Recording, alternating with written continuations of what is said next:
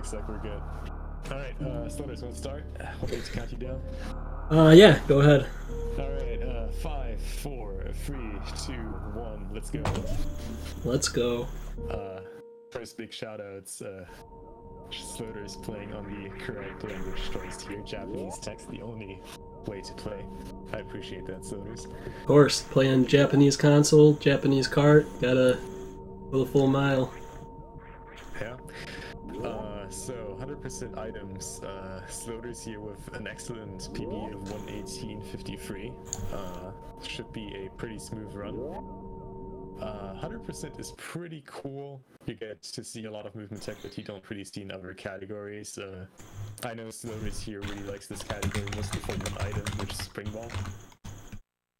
I'm sure we're gonna see a lot of cool Spring Ball tech here. Oh yeah.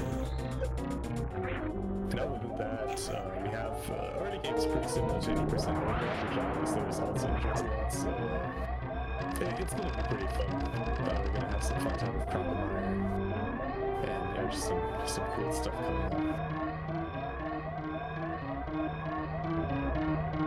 up. I want to point out too, I don't know, maybe you thought I was doing a different route, but there's two versions of this route pretty much.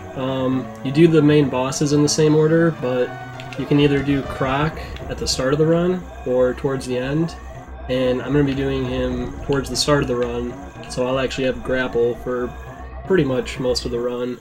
And there's a few cool strategies you can do in a couple different places you don't normally get to see, since normally you don't go and get grapple. Sloaters, can you like turn me up on Discord? Yeah, it did a little bit. Alright. Should be better.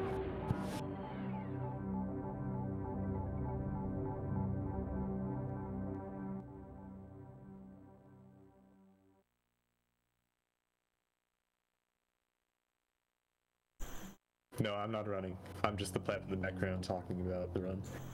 I can turn myself down a little too. Alright. Maybe that'll make it a little better.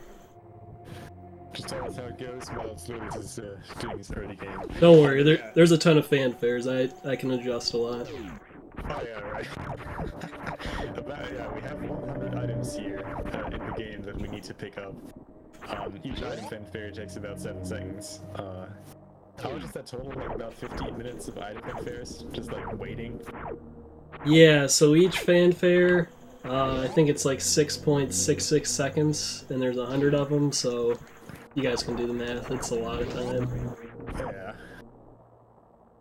Apparently, it's I don't know, can you like put me just at 200% or something? During like the morph ball thing. Not quite sure what's up with that. Actually, I can try to put myself up a little bit.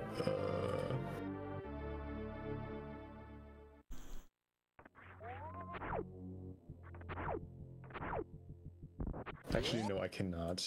Alright. So yeah, you talked about like different routes there. It's really not a lot of difference in routing in 100%. There used to be kind of a different route in the old times where like the base routing was kind of different, but other than that, the route is basically set in stone. There is the Croc early versus Croc late difference.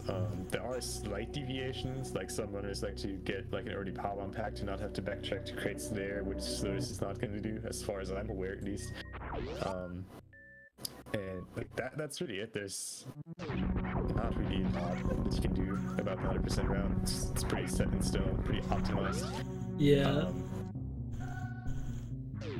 I guess there's one thing that like you could do to make it faster, which is like a well, not task only anymore. Clip into the early Idakun area to get early power bombs, which would save time. But we're not doing that. So this is not even playing with Moonfall, so we don't like to talk about that one. No, we do actual strats with actual gameplay.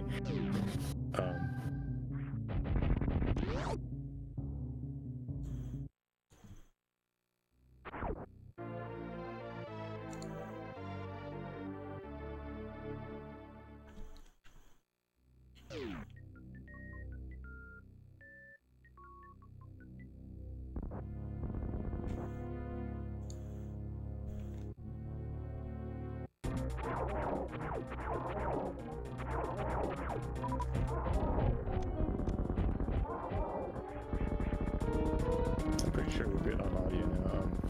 Didn't get like any negative feedback anymore, so.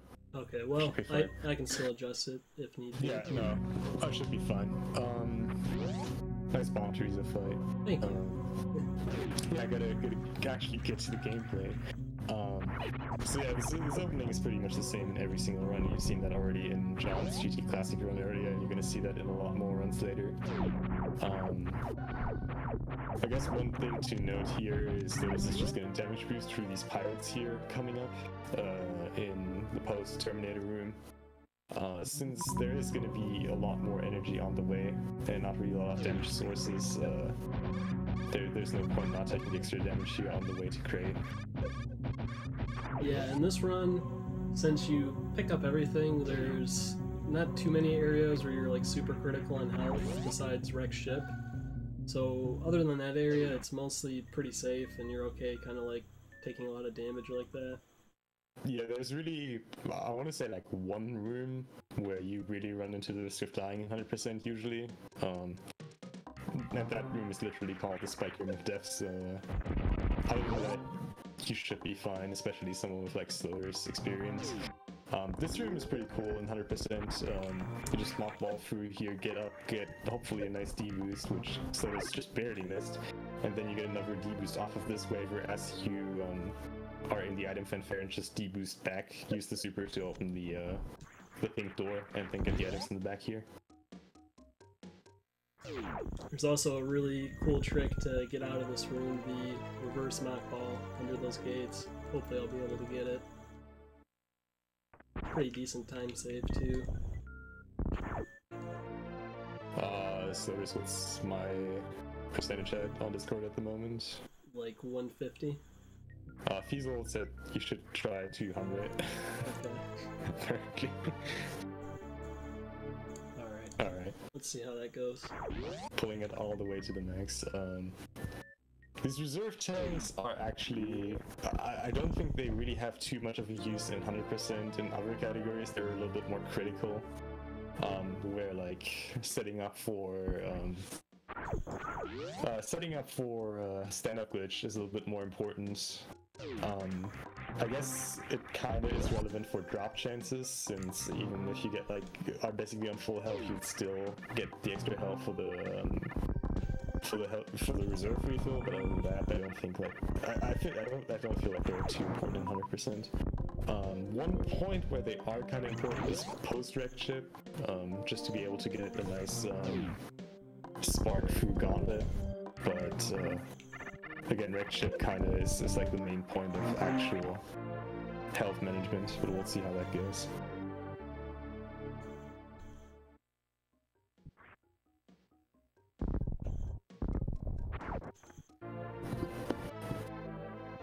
So here's a cool frame-perfect jump that sloaters will get now.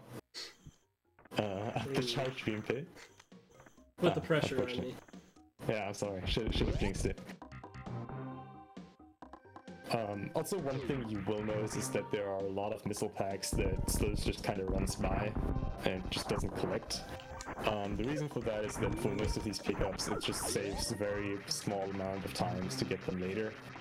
Just for purposes of setups, or just having like items like speed booster or high jump that just makes picking them up slightly faster later. Biggest example of a frame saver would be the missiles at charge beam. Other example, like the missiles at Green Hills, the sloaters just passed that are faster to pick up later by like 1 or 2 seconds really. And since you pick up this many missiles anyways, here never shorten them, so you don't really need to pick them up early. Yeah, I did grab those charge ones just out of muscle memory. It's hard when you're doing a lot of categories at the same time. You start mixing them up. You know, the one real bad thing, and I think that has happened in a race to one of us, was like a low percent ice, where you really don't want to pick those up. Yeah. And it's just like basically a reset at that point, but thankfully it doesn't matter. We need to pick them up anyways. It's really just like a frame loss, if anything.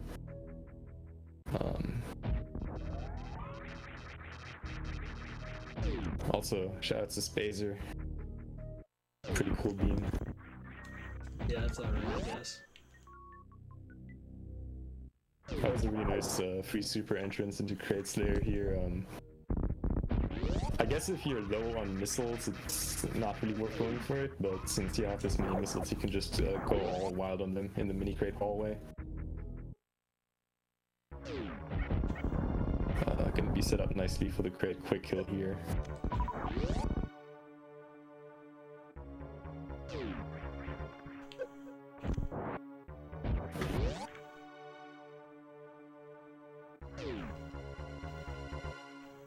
So Sloaters is going to be setting up at a really precise position here, basically right at the edge. Going to be shooting 2 missiles. The first one is barely going to open Crate's mouth, the second one is going to connect.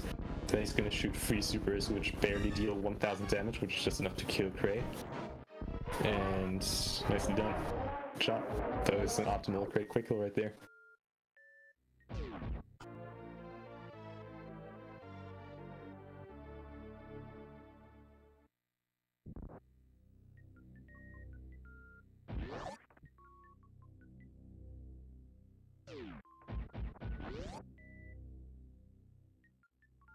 Yeah, supers are still kind of a thing in the early game, just because there are quite a lot of green and pink doors coming up in North right now. And it happens a surprising amount of time that you just end up right in front of one of these green doors, maybe in Cathedral, and you're just short of that green super because you didn't pay attention to your count. And you just stand there, lost, hoping for a drop somewhere.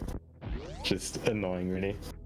Because, like, even though there are 50 supers in total in this game, you really don't start picking any of them up until after Fentoon. So up until that point, you gotta kind of pay attention to your count.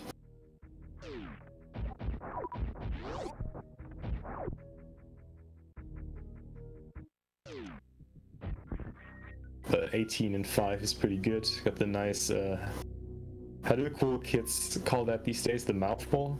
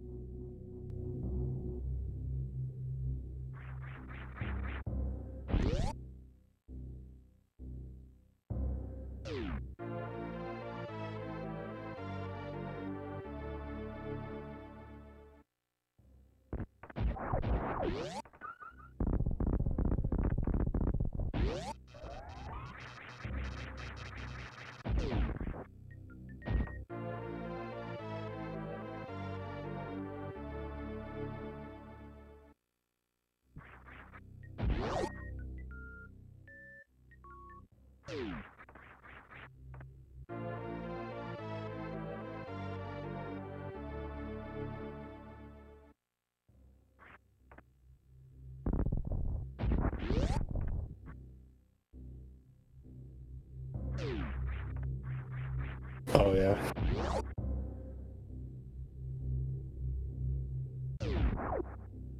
Lava, but yeah. There is this chart going around in the Super Metroid Discord of like the top 8 or top 10 most forgotten missile packs in 100%, and that one's definitely among them. It's just really easy to forget, especially because like an optimal cathedral in any percent or like RBO or like basically any other category, just is really smooth, and this kind of detour there into the lava pit just it's easy to forget. And if you forget it and notice it, this is probably one of the biggest time losses too, just because it's like kind of out of the way. Especially once you have speed, you usually never want to go back into this cathedral area again. Really nice strat here, going up all the mountain, utilizing a pseudo screw, not risking getting damaged down by the cactac and falling down. Just an annoying time loss there.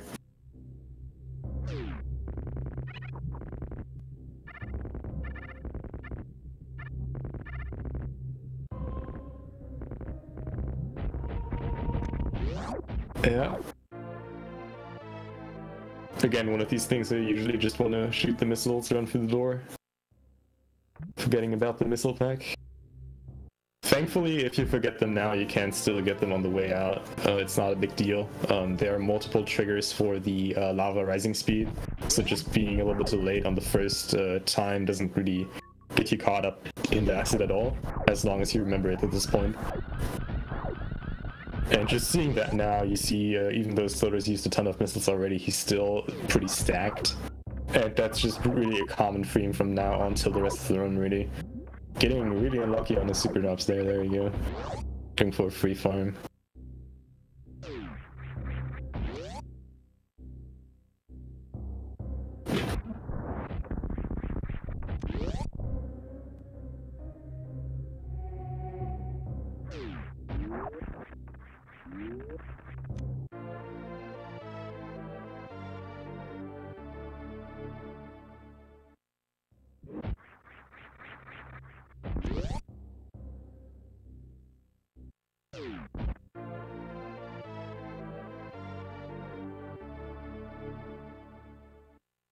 So yeah, we're coming up on the first, like what we said, is like the only real point of deviation between the two main 100% routes, which in themselves aren't really that much different in terms of like time save and time gain.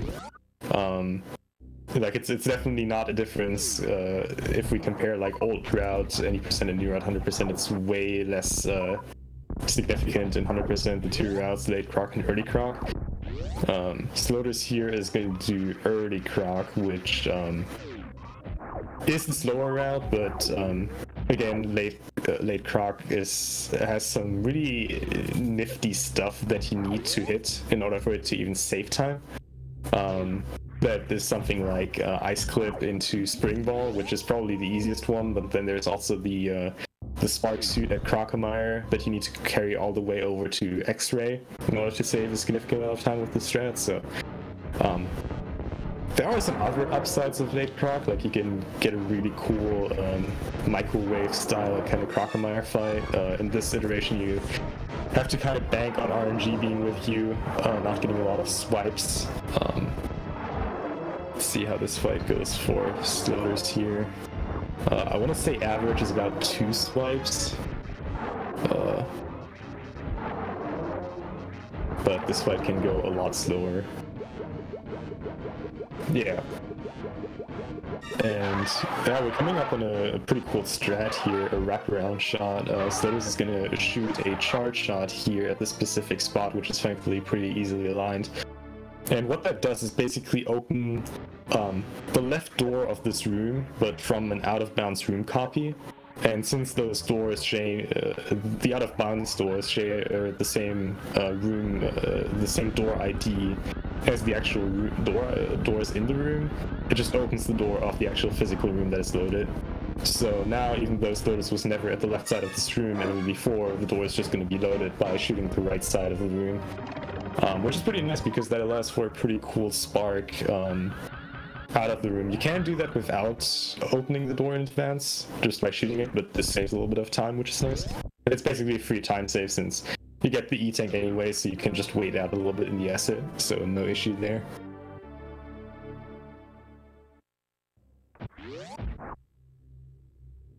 And for Sloaters, there's actually a bunch of kind of precise strats coming up now.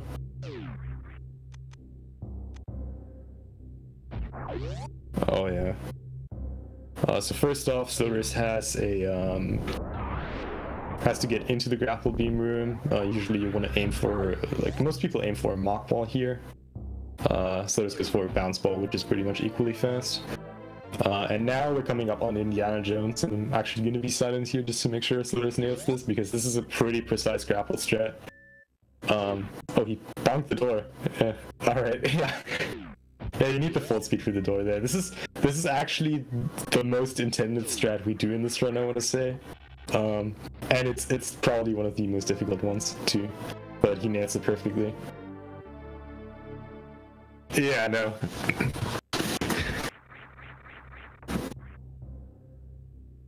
Also, another really common missile pack to forget actually is just the missiles here at Croc to the right.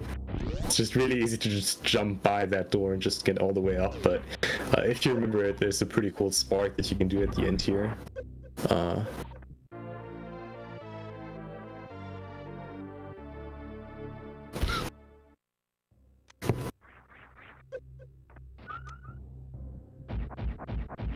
Yeah. Oh, getting 2 super drops there, that's pretty nice.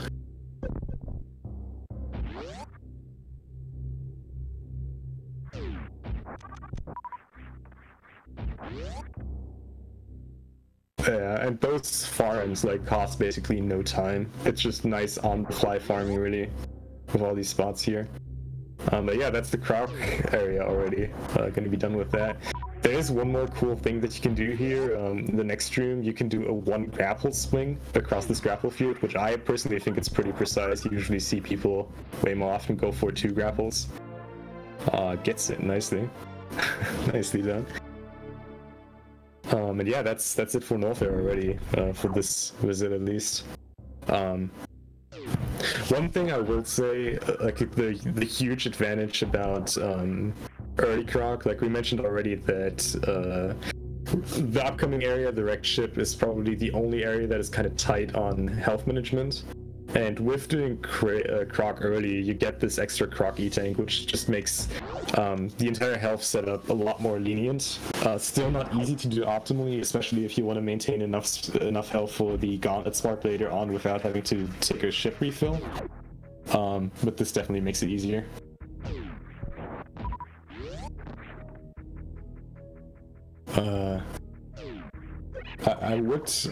I don't know, I'm kind of hoping for a situation to shout out your refill here, but you're never going to take this in 100%, so not really a point in doing that. Alright. Yeah, if like for some reason you lose like 1,000,000 health between waterway E-Tank and the spot, then sure. Oh, really nice red tower.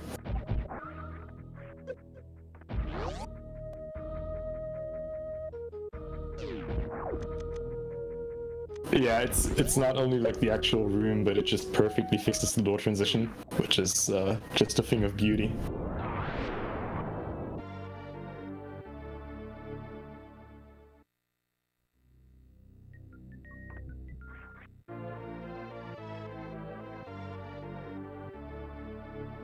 Are you going for Ocean Fly, or do you just do the grapple strike?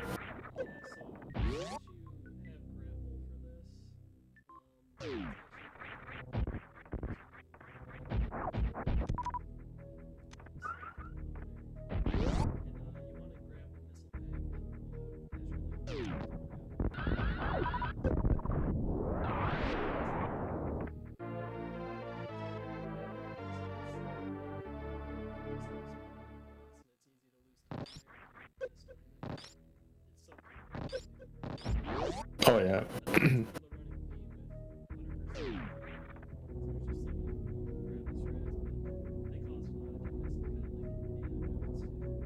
Yeah, grapple is an item that allows for a lot of cool strats, but at the same time is an item that I would personally say is not the best programmed.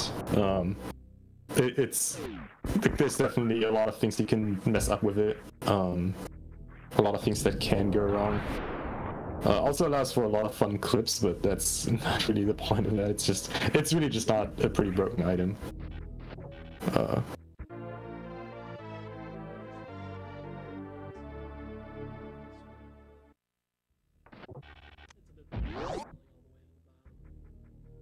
One thing that's also pretty difficult about this strat is if you're, like, while you're physically grappling, you cannot actually grab the item. You just kind of bounce off of it, which makes the timing pretty annoying.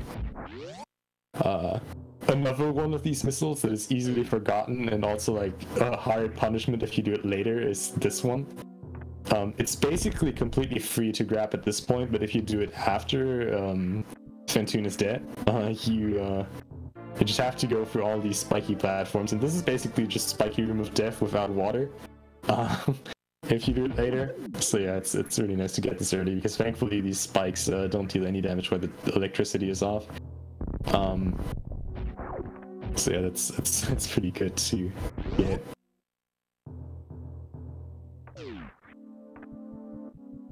Also, which is really interesting, I think the developers were definitely aware of the difficulty of getting those later. Because, like, basically any other item in the wrecked ship does not spawn until Phantoon is dead. Actually, no other item in wrecked ship spawns until Phantoon is dead, except that one. So, it's pretty nice that we can't even get that early. Alright, so Sloat is now going to set up for the Phantoon fight. It's going to set up for an X Factor. Gets a fast pattern here and connects the first X Factor. That's perfect. Gets fast here, setting up for hybrid strat and gets the perfect 2-round. Nicely done. And apparently you can't be heard. I'm not sure if you actually, like, if you muted yourself on stream on accident. Like, people cannot hear you. I'm apparently monologuing with myself right now. That is a really good setup leaving Phantoon. Like, besides the fact that that was like a perfect fight, so this is on full missiles, full supers, is really good power bombs too. Really good health. Like, that's nothing to complain about.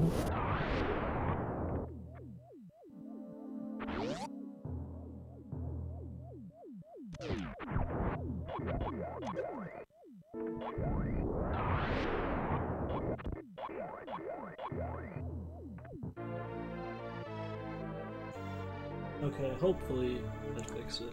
I think I know what happened. Alright. So, there's kind of a little bit of chat delay on our end, but you should be able to hear Slow Snow again.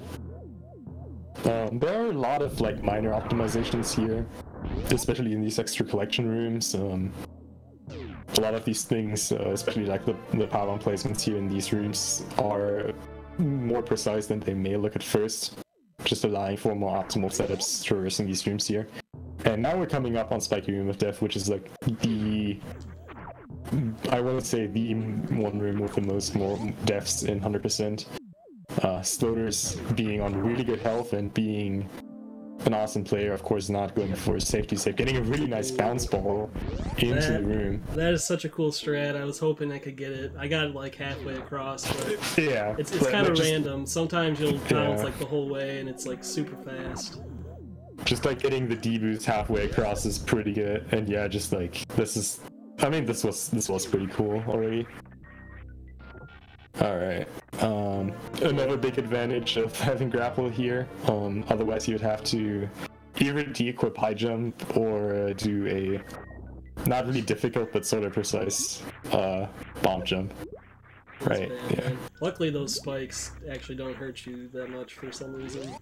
Yeah, those are like, they look exactly the same like the other spikes in the wrecked ship, but they are kind of fake spikes and only deal as much damage as the spikes and crates there, which is way less than the normal spikes. Yeah, and this is the part I was talking about where like health management is really important, because if I don't get hit a ton here, then I won't have to take a refill at the ship in order to do the Gauntlet spark later. So I'm gonna like try to not get hit a lot and like pick up big health drops if I see them. Oh yeah. So like from here on till till basically after the ship refill rate, it just notices on a tight health management. He wants to lose as little health as possible just to be set up for the Gauntlet spark later. Going for the ballistic attic strat and nailing it. Beautiful. No health drops at all. That's alright. Oh, thankfully he didn't lose any health either, so that's nice. The nice thing about this route is you have an extra E-tank compared to the late Croc route, so you have a bit more leeway as far as your energy goes, saving up for Gauntlet Spark. Yeah, just like minor things like not getting hit in Spiky Room of Death on the way back, or just getting a perfect attic like that, just really add up. There are also a lot of like advanced strats you can do just to not lose health, like we're gonna see outside of the wrecked ship here in just a second. There are some missiles high up in the sky, they're called sky missiles. The beginner strat is just to spark up there, which obviously loses health, but Sloaters is going to go for a strat where you just straight up jump up there, which obviously maintains you a little bit of health. So it's just like stuff like this that gets you to the point where you don't need to take the ship refill in order to do Gauntlet Spark. And this jump is actually kind of precise. It's definitely not the easiest jump to do. I had a special name for this missile pack once. I won't say it on stream, but let's just say I'm not a fan of that missile pack. Yeah. Also, one thing you noticed earlier, and what you're gonna see later when Sloaters goes for the bowling missiles and the wrecked ship reserve tank, is that actually these missiles are gonna come to good use here. And this is really like, I feel like this is the only part where we use up all these missiles, is just pushing the robots into the pits there. Because it's slightly more effective in terms of like fire rate and the amount you can push the robots with than just normal shots. So even though they are not used for any damage, we actually do use most of these early game missiles just to push the robots. Also really nice bowling spark there. Yeah, I whiffed it a little bit at the end, but still got across, so we're good. And I actually don't use any missiles on these robots. There's another strategy I saw Jack use, and I just blatantly copied it. I don't know if it's faster or not, but I'm gonna do it. Yeah, the optimal strat is kind of ridiculous for this. You can actually, like, you can get down here with the robots already being pushed to the bottom by firing two very precise charge shots at the top of the bowling area here. And it's just almost impossible to nail these, but that's something you would definitely see in like a world record attempt. But yeah, that's also a pretty nice strat. It's like the wave beam shot's really nicely aligns there if you're just on top of the robot there.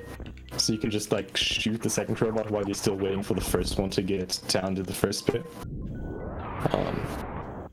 Yeah.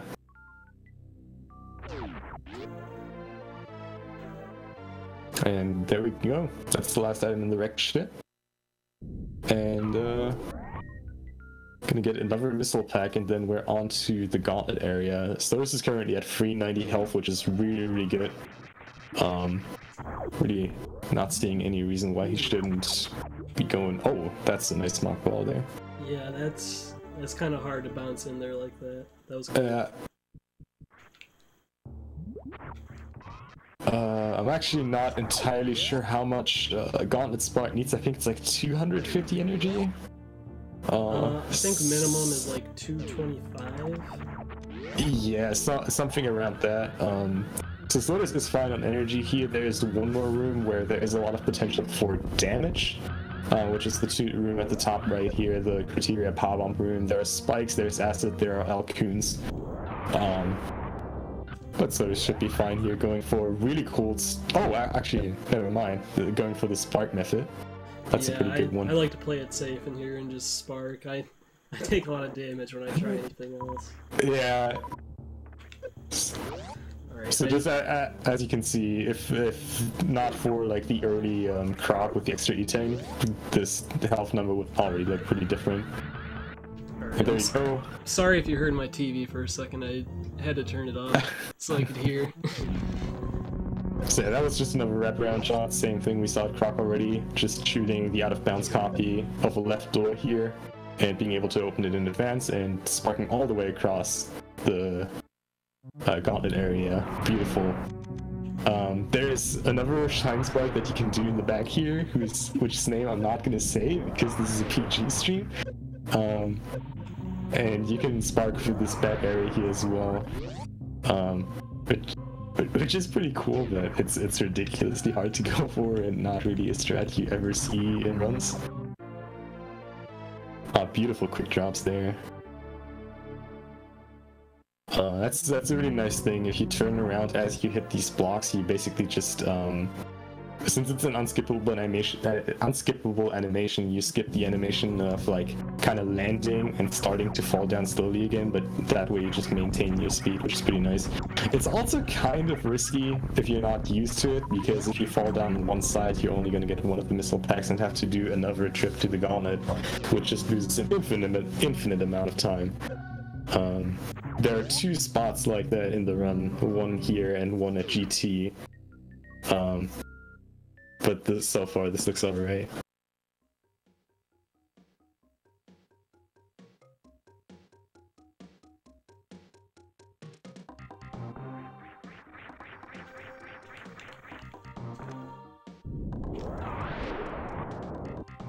Actually, no, never mind. There's another one right here.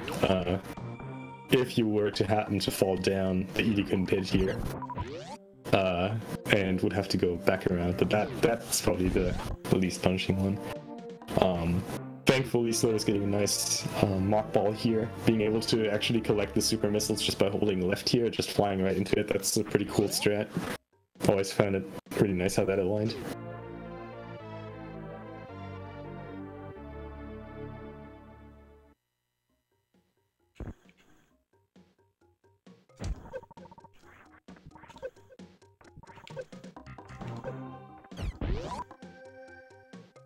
Oh, getting a really nice spike rune here. Those D-boosts are not easy to hit the way Sloaters did it. Just getting across cleanly and free D-boosts there without ever hitting the bottom ones is pretty precise. It's very easy to misalign one of these D-boosts and just falling down, taking extra time for them. And this mark ball here is actually pretty important to nail because otherwise you won't make it to the other side and we'll have to wall jump up extra. But yeah, this upcoming area is just stacked with tech, really. There are a lot of precise strats coming up for Sloaters now. Coming up with a kind of precise spark together with a power bomb placement that's pretty precise right there. Wants to open both the right side yellow door here as well as the 2 power bomb blocks. It's going to be coming up on yet another strat called Mission Impossible. Going to be deboosting off the spikes here, as well as kill the side hopper. Oh, I was going to go for a quick drop there, similar as at the extrins of Gauntlet, which would have allowed him to just auto spin jump up to the top there and get a wall jump off before the block reforms. It doesn't save a terrible amount of time, but it is pretty cool to get, and also slightly changes your routing through for Pinstar here. This room is a pretty funny one. I feel like a lot of people got kind of caught up on this one after the randomizer tournament. Because like so many people got used to gate glitching that gate at the top there. Yeah, I almost went to do it just now. I was like, wait, I don't need to do that. Yeah, but since we have wave beam, we can just do this the intended ways. Really nice D-boost here you can do. It's kind of luck based if you get hit by the small side hopper there or the big one. And this is actually one of the most time-saving strats in 100%, being able to backdoor the super missile block there. Making this one of the very few games where you can actually get 100% of the items without beating all the bosses. I feel like this is pretty rare that like, oh well, not at least not common that like 100% categories don't do all the bosses, like in Super Metroid, but we can just really completely skip Spore Spawn just by backdooring the super block here. Which is a precise thing at one time, but has like a million setups at the other time, so it's like kind of precise, but not really. So this is where I would normally pick up the charge missiles, but because I forgot to skip them earlier, I don't have to grab them this time. I really appreciate though that he went to grab them just out of muscle memory, so that was really nice.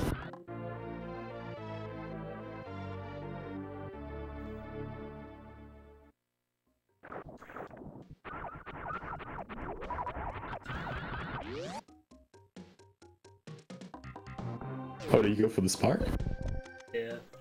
Alright, cool.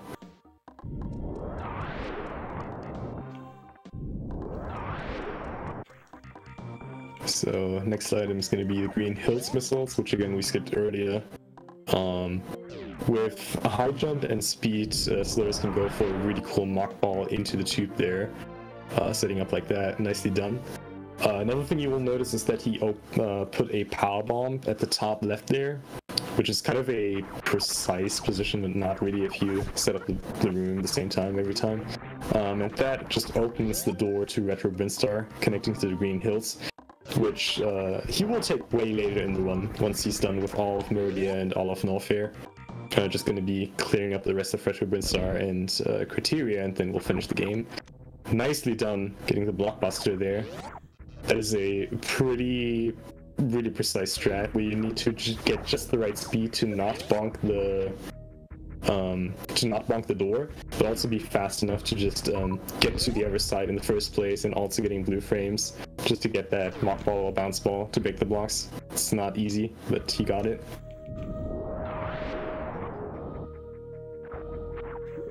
So now we're coming up to Maridia, which it's a pretty technically demanding section, starting off with a short charge here. Probably shouldn't talk when I try it.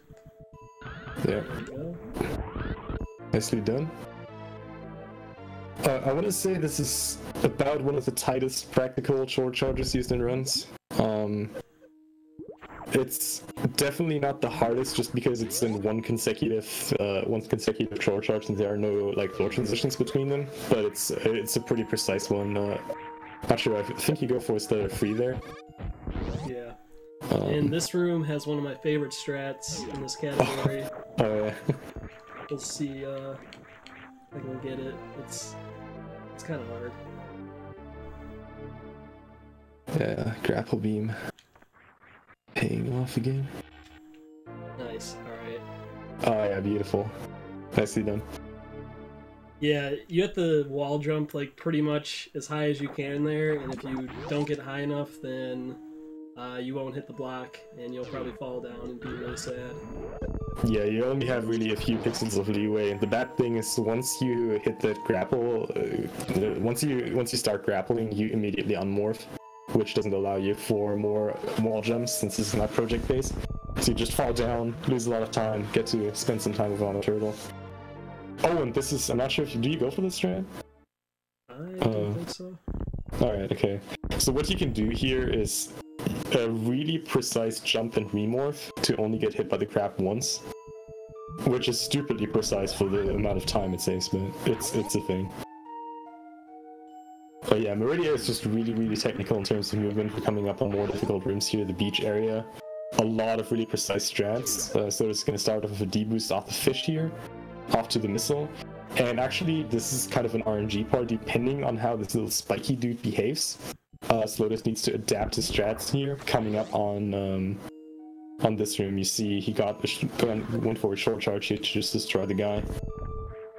This is a really smooth beach area so far. Right when you said it was smooth. Oh man, don't blame me on that.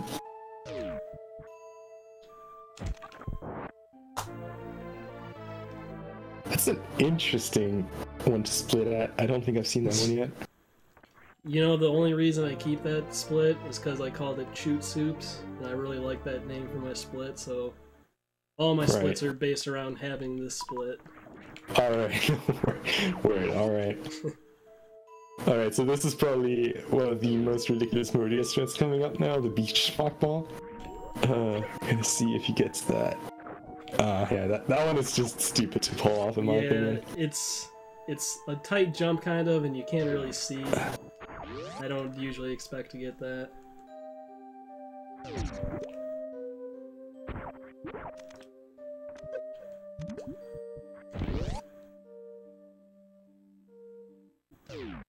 This is probably one of the most like not counterintuitive, but like confusing areas in terms of routing. We have like the two aqueduct items there. We have this entire complex of like plasma beam, spring ball, and the two sand pits, which are the route is pretty clear here, but it's I feel like this is like the only part that's not like completely like obvious. Really nice bot in here. As I say. Yeah, the X Factor hit, which is really the important part here. Thankfully you have these extra supers, so it's not like in any percent where you have to bank on like getting a perfect bot fight and the drops to continue here. But yeah. Skipping this E-Tank, there's absolutely no reason to get it at this point. You definitely want it later for the health refill, after the Dragon fight. And, alright. Yeah, almost had that. I completely missed my angle up button. Didn't activate the spark. Really nice D-boosts across Coliseum though. Another top spot on the most missed missiles in 100%. The Dragon missiles.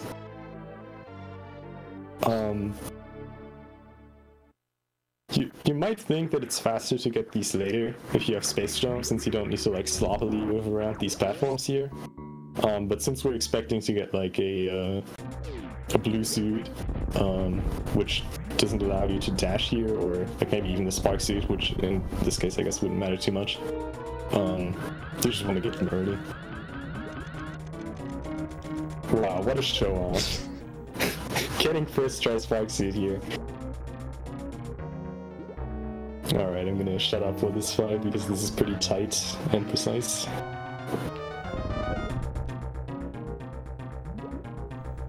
perfect opening. Winning the lottery here. One more spark. Beautiful Dragon.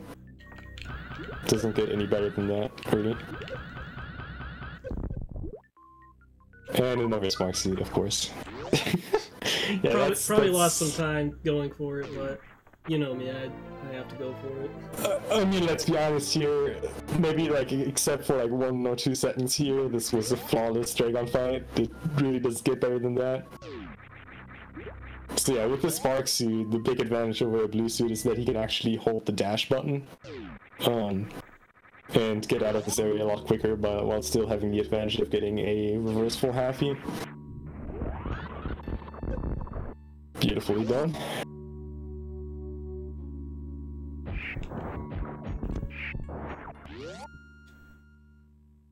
So yeah, the routing idea through this is get right side sandpit first, then do spring ball, then get the plasma beam item, and loop back around, and then do left side sandpit. Usually you want to get the aqueduct items after you get spring ball, because that allows for a really cool blue bomber strat. Yeah, we'll talk about that later.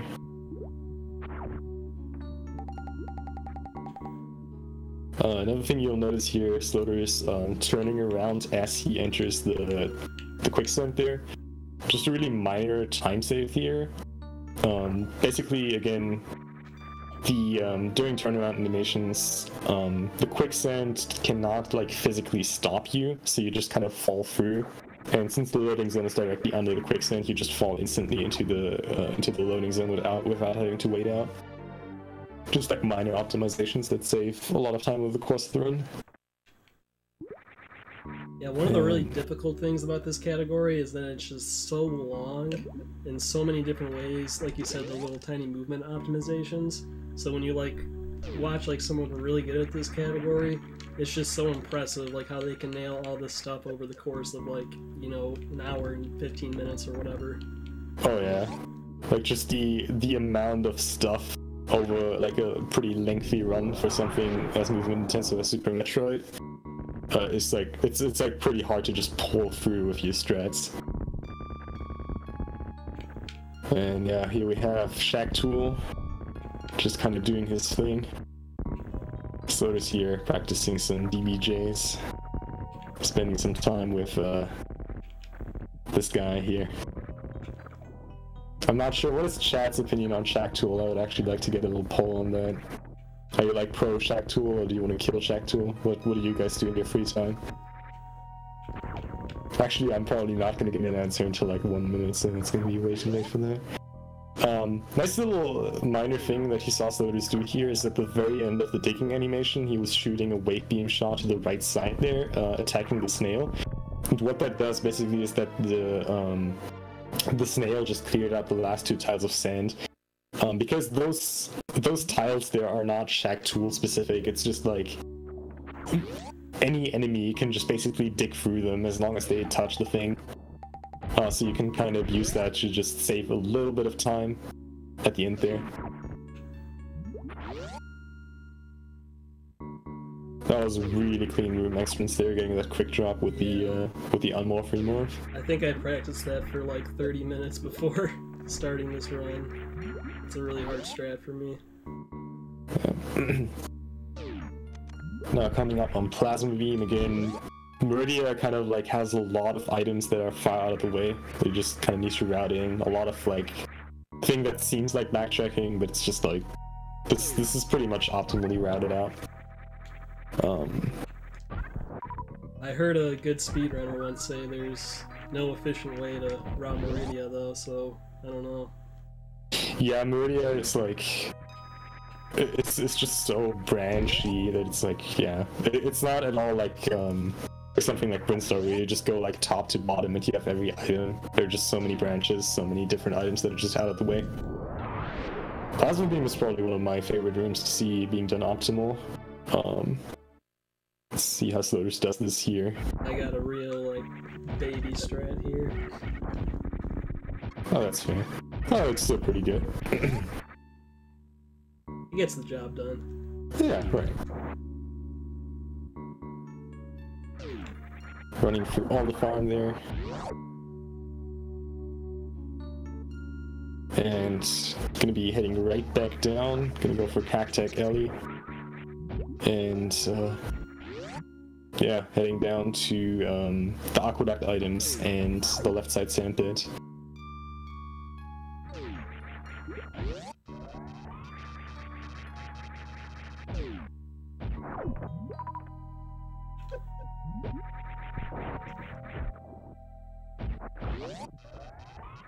That was a really good reverse Cactac Alley.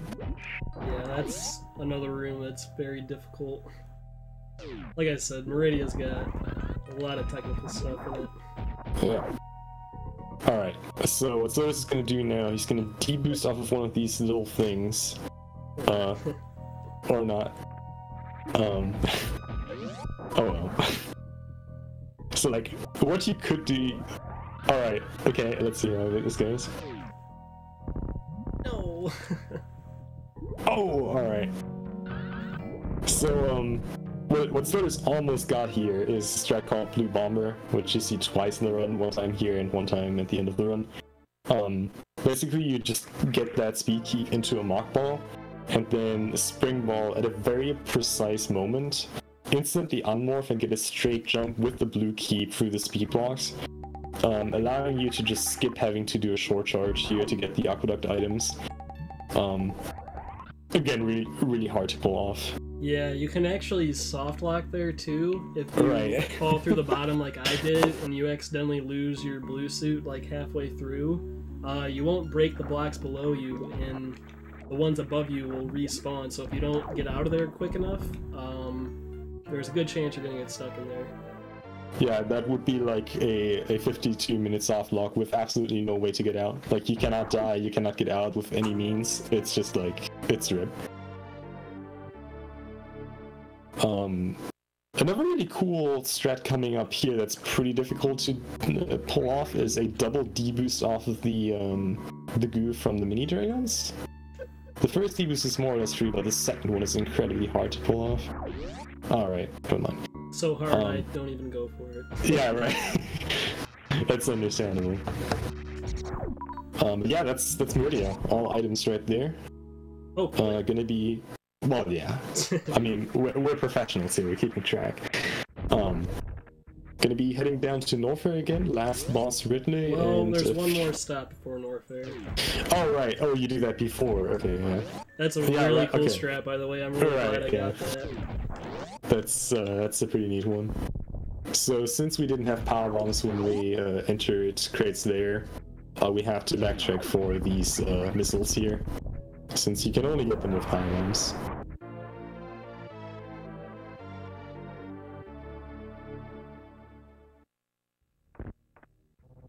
Again, there is an option where you just go for like early. Oh.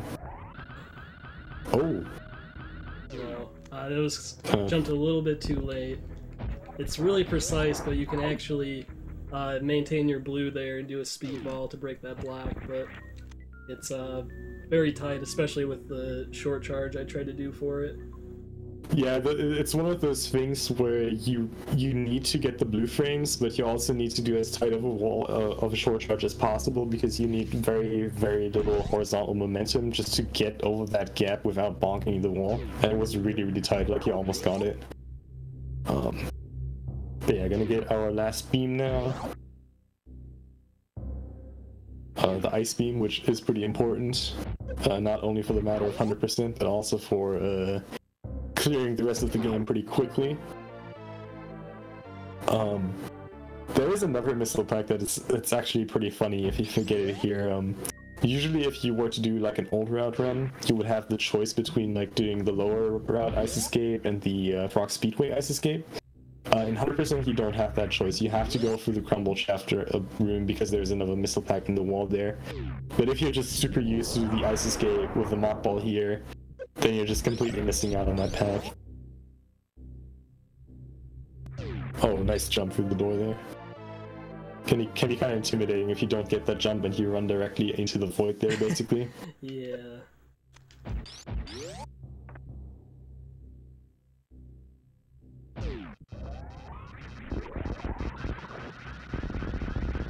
Speed gaming Danish. Sorry. No offense to Danish people, but that's pretty good. I would watch that all day. So yeah, really nice rooms here. It can definitely be tricky maintaining your speed through both of these rooms effectively. But yeah, that's pretty nicely done. Gonna go for the chronic boost here. Gets it. Nicely done. Is that frame perfect? I don't know. Probably not. I heard it is, but I'm never sure. It looks too consistent to me. But now we're coming up to Lower Norfair, which in pretty much all categories, but especially this one, is one of my favorite sections of the game. Oh yeah. Well, also coming up on the biggest, probably one of the biggest time loss in the entire run. Oh wow, you really want to get that strat, don't you? Yeah, it's really bad when you don't have a blue suit coming through there. You get hit by all those flames. Did you just springboard jump off the door shell? Yeah, that happens sometimes. Alright, so that was like the mini version of the blue fireball. Probably one of my favorite names for a strat. You can actually get a springboard jump all the way over to the other side here. And gets the hole in one. Nice. And yeah, this missile pack is such a pain if you miss it. It's like really a trap for like casuals. And so this is gonna play it safe with spring ball, which makes this impossible to fail. But yeah, if you fall down here, which happens, and you fall through, not getting the missile, have to backtrack all the way across again, and it just loses so much time and you feel horrible.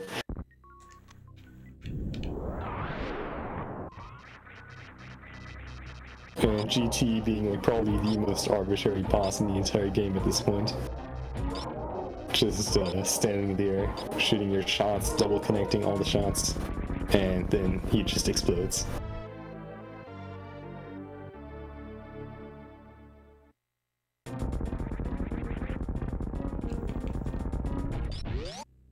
Oh wow, ZFG rate. Holy moly, alright. So since we just got like a 1000 viewer rate, Oh wow. let's just get back to this. You're currently watching the Metroid Marathon right now. It has just started today. We have about an entire weekend worth of Metroid speedruns from all games, starting from Metroid 1 over all the way up to Samus Returns. If you check out !Metroid, you're gonna see the schedule for all the runs coming up this weekend.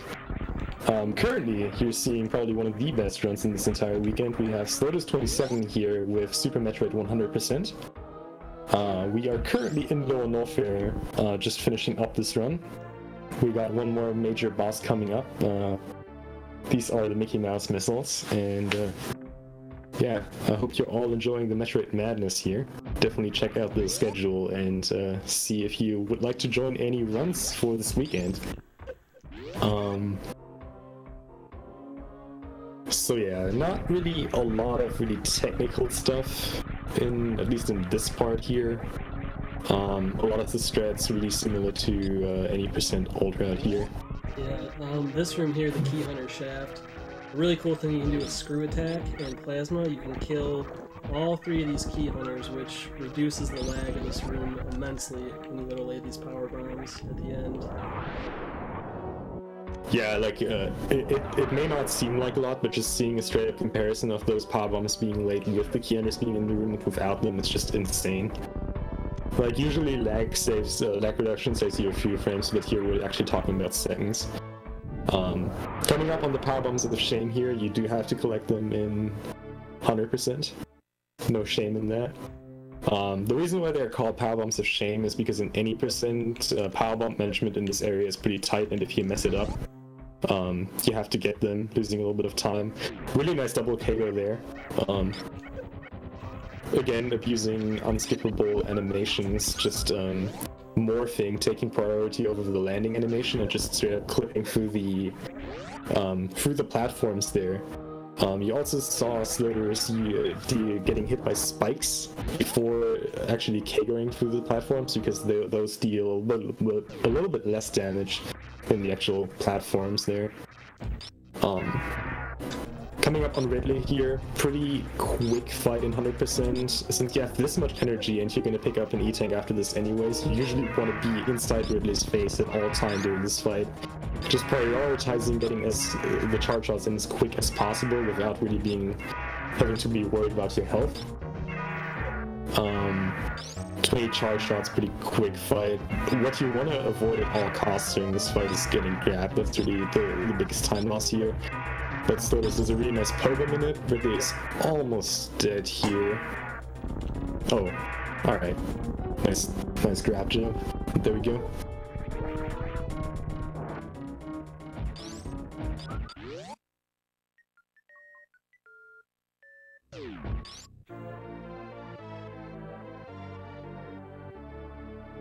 So at this point, we have all the bosses down. It is really just kind of a matter of picking up the rest of the items in Lower Norfair, and then kind of doing some cleanup on the way to Torian.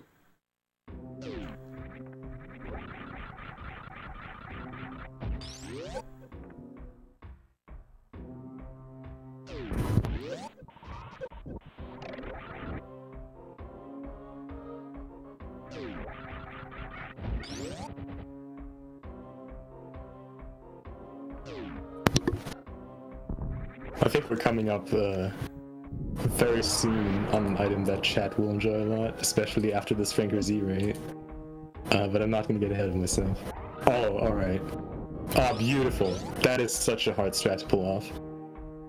Getting the deboost there out of the 2-tile clip into the short charge is really precise. One thing that makes this short charge really finicky is that a lot of runners like Sloaters are like really good at short charging. Just like used to a stutter free, you cannot do that classic stutter free there, just because it's going to be too short and you're going to get hit by one of the Stigas. So you got to kind of switch over to a normal free tab, which is not only tighter to make this charge in the first place, but also kind of messes up with your muscle memory. But just getting that and really nailing all these stream strats is really nicely done. Oh, are you going to go for the Hotel Ruby special? Oh, you know it. Alright, so what Sloaters is going to try to do here in the following room is going to build another short charge into a spring ball jump, which hopefully is going to clear out these top rows of blocks here as he collects this missile pack, and that looks perfect. That looks really good. So you see he has the blue frames, it has the item, and it's now going to spring ball jump to the top there. And at least cleared out the first row of blocks here, which is really nice. Yeah, you can clear out all of them if you time it like perfectly, but just getting the first set is still pretty solid. Yeah, it definitely also saves a lot of time over just being the power bump there, which you would have to wait out extra time for, which would also create extra lag. And yeah, for all the Franker Z fans in chat, we're coming up on a really cool item named the Franker Z missiles. I'm not gonna tell why they're called that. I think you guys are smart enough to figure that out yourself, but yeah, there we go. Franker Z missiles right here.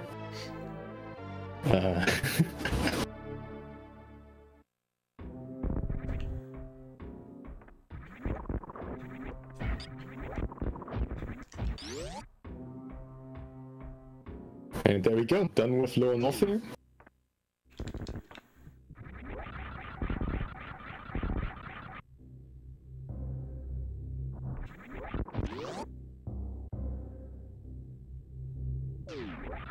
And you may have noticed when we were here the first time. Oh, that's an unfortunate KO. But we skipped out on a few items. It's really just more convenient to get these items there. The remaining Bubble Mountain items here. We have 3 more missile packs, 1 more reserve tank, and then we're done here. Really just what makes it more convenient to get these later is the setup of items, especially Space Jump and Screw Attack. Just makes these items to get really quickly. Gravity Suit also helps out here.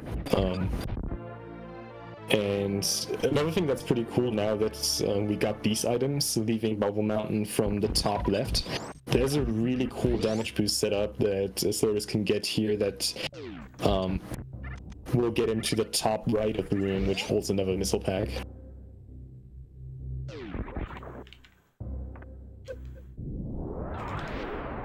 So yeah, that was perfectly done. Laid the pylon there to open the blocks at the bottom left, which will be his entrance to the room.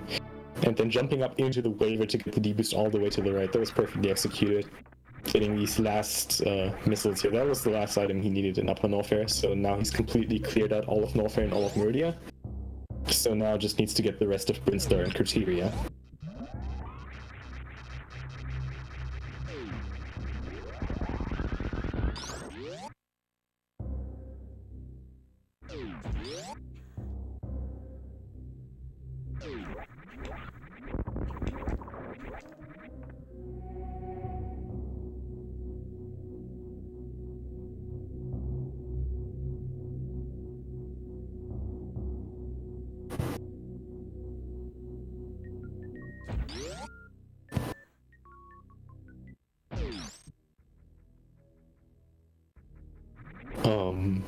We're coming up on the last major item of the run, X-ray scope, which really makes like X-ray scope obviously doesn't add any value at this point anymore. It doesn't have the use of like a GP classic run where you can abuse it to kill the bosses quickly since we got it so late in the run.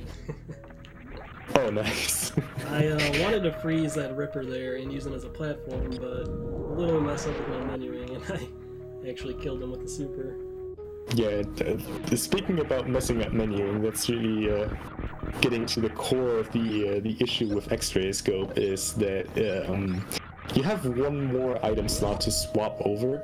I know Slotus uses a claw grip, which makes item deselect pretty usable, but if you're like me and you just use item select to swap all the way through, this extra item that you have to go through after grapple is pretty significant. Another thing that's kind of problematic that you need to watch out for a lot here, besides jugating yourself, is that X-ray scope, independent of your button configuration, always activates if you dash. So if you want to run while you have X-ray scope selected, you just stop, and that looks always very funny. And now I'm actually going to shut up because there's a super cool strat that I know Slotus practiced, and I know he's going to go for it. And it saves super little time, but it looks super cool. Alright, never mind. That was supposed to be a reverse slinky. Oh, there you go. Oh, no. Still got it. Okay. Yeah. Oh, gets it. Alright. Those jumps are really precise. Let's see if he gets it. Alright, gets another one. Gets another one. Alright. Last platform. Here we go. Oh. Oh. Kind of overshot there, but that still counts. Too good. Good job. Trick. Yeah, no. That's the reverse slinky right there. That is supposed to look that way, by the way. If you saw any other version of reverse slinky, that did it wrong.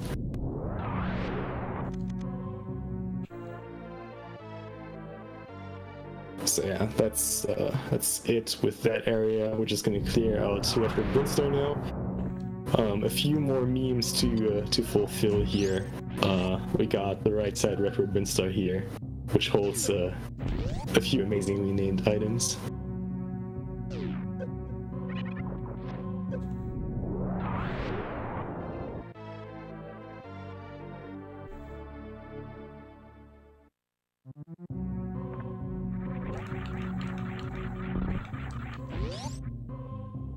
So, Sloaters, how many missiles are there in this upcoming room? Well, there is one missile pack in here. Can you show us that missile pack? Wait, there's more. Oh, wow. So those are the Billy Mace missiles. Named for obvious reasons. Yeah. Fun fact: there are one per pair missiles in this game as well. Lesser known, but they are there. Same reason as Billy Mace missiles, but there's that. Thanks a lot for the reverse sneaky clip. I'm sure Slotus appreciates that.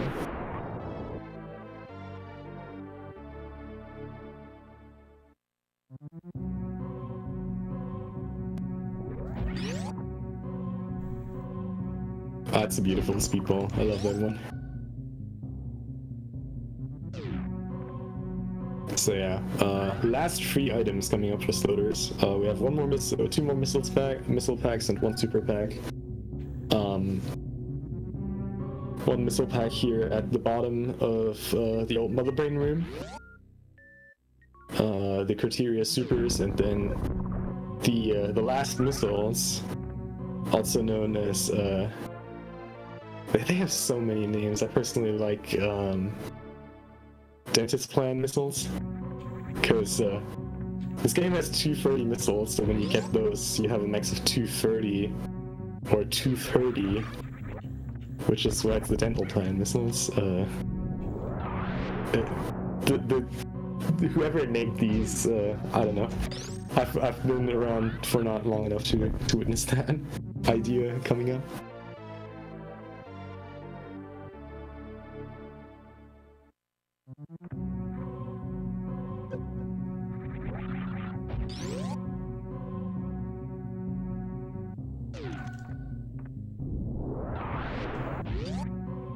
Alright, and now the last item. Hopefully. That's always the excitement of a 100% run, waiting out the credits to see if you actually got 100% of the items. Yeah, given how many categories I've been doing in the past couple weeks, I wouldn't hold it past myself that I forgot something. But I don't know, I think Punk, I think he did a good job reminding me of at least the ones you would normally miss. Oh, okay, we got that mock ball. That was cool. Oh, that's a sweet mock ball. Holy moly. Yeah, I don't think you missed anything as far as I am aware. Yeah, Lisa needs braces. That's also a pretty good one. So yeah, if you're sometimes, kind of depending on how you set up your 100% run, you can actually tell if you got 100% at this point. Because unless something very unlikely happens, the only thing that you're gonna miss out in these 100% runs are missiles. And sometimes you just have such a high missile count at this point that you can already kind of see it, and depending on what drops Sloaters is going to get in the Metroid rooms, we are actually going to be able to confirm that a little bit earlier. But really, I'm not worried even the slightest about this. So yeah, this is the G4 room, just kind of waiting out here. I guess in all fairness, it does happen that you miss other items than missiles. Shoutouts to Inner Rush, who noticed that he missed an E-tank during the Mother Brain fight. So that is the thing that can happen. But yeah, 99% runs is definitely something commonly seen during the last 100% tournament that we had, I think 2 years ago. There were definitely some 99%s.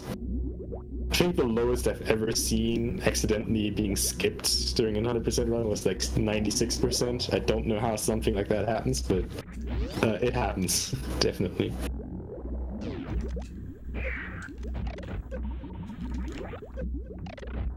Okay, so that room didn't quite go how I wanted it to, but the end was okay. Yeah, nice recovery. The last 2 Metroids were pretty smooth. You could kind of see Screw Attack actually kicking in there, screwing Sloaters a little bit, quite literally. The thing with Screw Attack and the Metroids is that the Metroids cannot attach to you or deal damage to you while you are in Screw Attack mode. So when they try to grab you as you're Screw Attacking, they kind of propel off of you, just kind of bouncing them into the opposite direction. If that goes really bad, it can actually end up just gluing them to the right side of the screen, so that if you go over to scroll the screen over, they actually keep scrolling with the screen, so you have to run a bunch just to catch the Metroid again, which can be pretty annoying, but he recovered well from it, and the remaining Metroid runes went pretty smoothly. Baby skip, I'm sure everyone who's seen the Metroid run before knows what that is. Let's see how this goes for Sloaters here.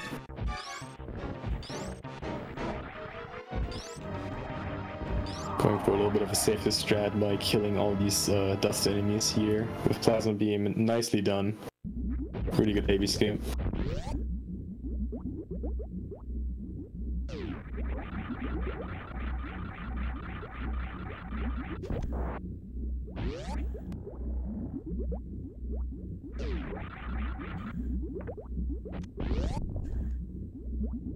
Alright, and since Sloater still has screw attack activated, do you want to avoid the extra menu? There are two ways to do the Sabotage skip. You cannot do the way that you see most people do it, because that requires iframes and a spin jump. And spin jumping with screw attack resets your iframe, so that's not an option. So you can either do a down back zep skip, or do what Sloaters did there, which was really nice getting that first try, was a speed booster zep skip. I want to say it's about the same difficulty level as the short charge you had to do in Maridia Main Street to get the missiles. However, this one has a door transition in the middle, which makes it a little bit more complicated because you need to kind of anticipate the timing of the crouch as you leave the door transitions, which you have very little reaction time for. So it's really good that you got that first try. Definitely saving himself some time there over de-equipping screw attack, which would cost him the time of the extra menu. This Mother Brain fight is absolutely trivial. He wouldn't even need to dodge anything if he wanted to. He could just stand in the corner and fire upwards. Actually got a double catch-up in there. That's pretty unlucky. Damaging himself down to about 700 energy to set up for a stand-up glitch. Actually getting as close to 700 as possible without getting lower. The reason for that is the Rainbow Beam deals 300 damage. You want to go to below 100 damage for the skip to work. You can unequip Varia, which damages for 600 damage during the Rainbow Beam, but that obviously costs time during the menu. So since you want to damage yourself down as quick as possible, Sloaters make sure that he's as low as possible before the actual stand-up glitch. Because what can happen if you're too high and you're too slow damaging yourself down is that Mother Brain will initiate another Rainbow Beam. And if you're right there below 100 energy and you don't have enough in your reserves, oh well, what will happen? You die, even though you got 100% of the items. And that's always unfortunate.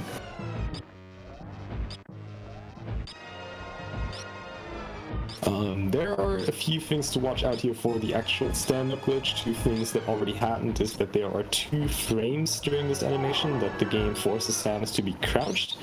Sloaters successfully avoided both of these by just being mid-air during that time.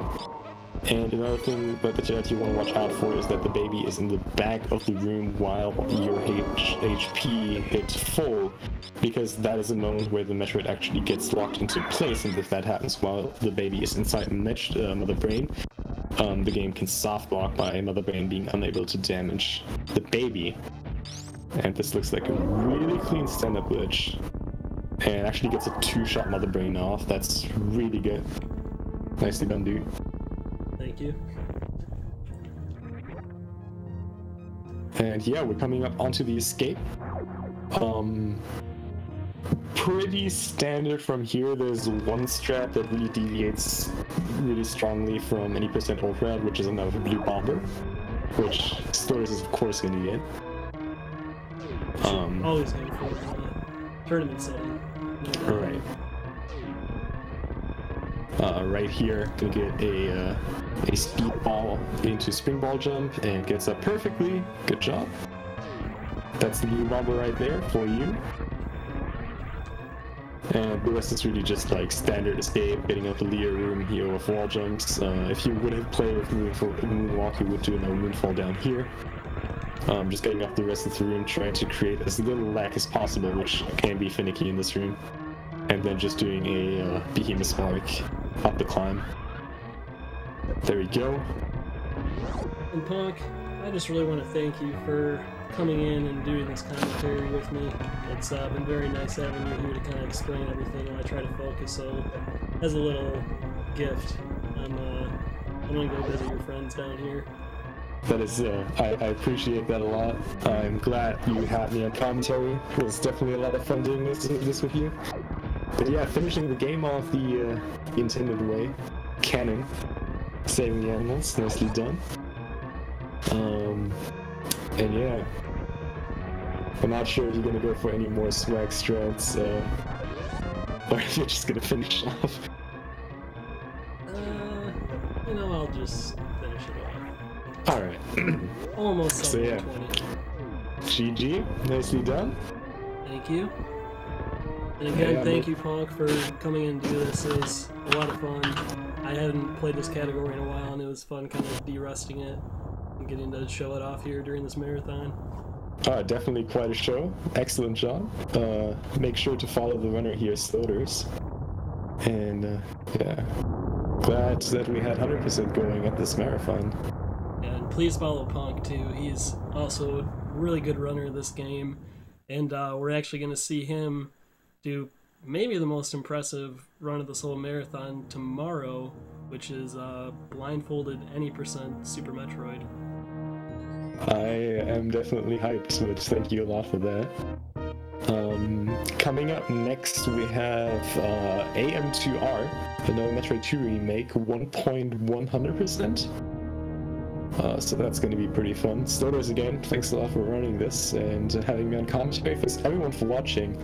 The people that still stayed around from the ZFG raid, definitely stay here. A lot more Super Metroid, no, not Super Metroid, Metroid coming up in this marathon.